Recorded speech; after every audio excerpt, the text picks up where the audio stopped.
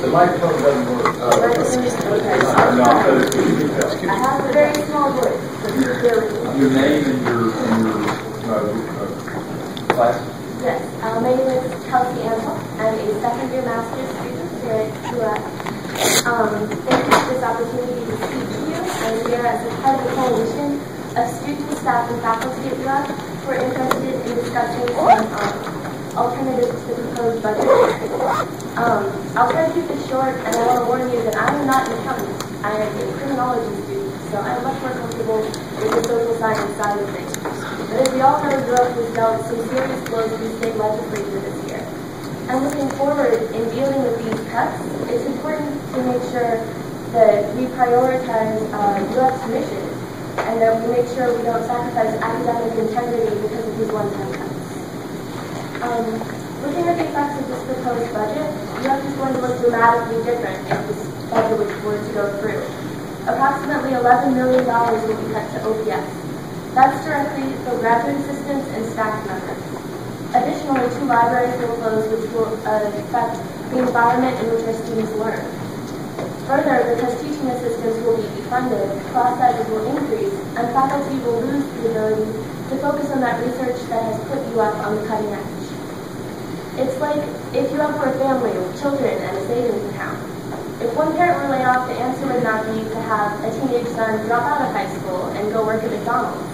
The answer would be to dip into that savings account for now, with the understanding that that money will be made up in 2 years. Looking at some alternatives to the proposed budget plan, we first want to thank President Manchin for agreeing to go into the strategic fund, which is a carry-forward account from our RCM model. Additionally, we'd like to look towards our direct support organizations, who even in these tough times have been very successful at raising money through private donors who believe in UF.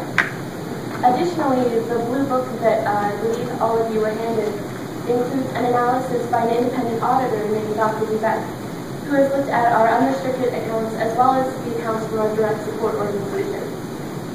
He found that $111 million in unrestricted net assets, although as we understand, Provost Glover said that's closer to $67.5 million.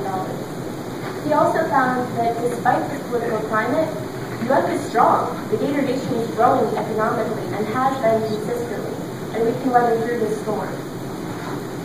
So this begs the question, when should or when can a university use its reserves? Well, we're actually already doing it. UF has used some of its reserves to help cover the budget cuts from 2011. Additionally, FSU, New College, and UCF have all made it clear publicly they plan to use these reserve accounts, as was discussed in this meeting. While we understand that New College is sort of in its own world, UCF has actually got over $52 million this year, but they still say they're committed to using their reserves because they view this as a temporary setback.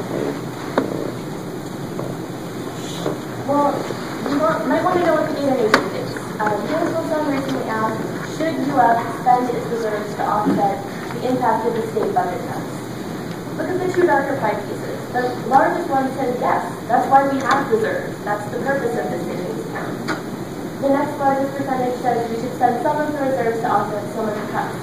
So cumulatively, 70% of people believe that UF should use its reserves to address these cuts.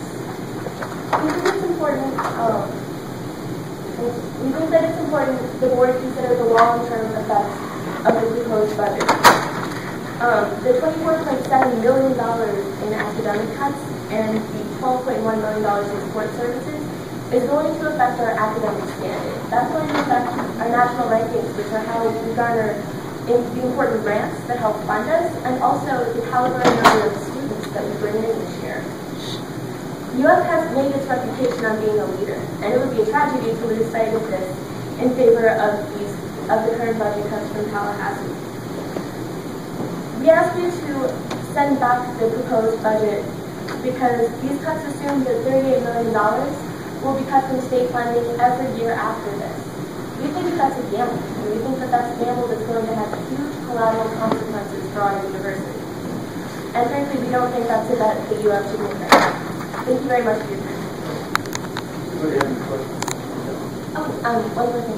We have some spreadsheets at the end of this blue report with the audit from this year, back in 2003, if you guys want to review them this evening. Thank you very much. Well, Kelsey, I want to thank you, behalf of the board, for taking the time. I know you got a busy schedule, and I appreciate you taking the time. I know the whole board does the company for us and leads to this meeting.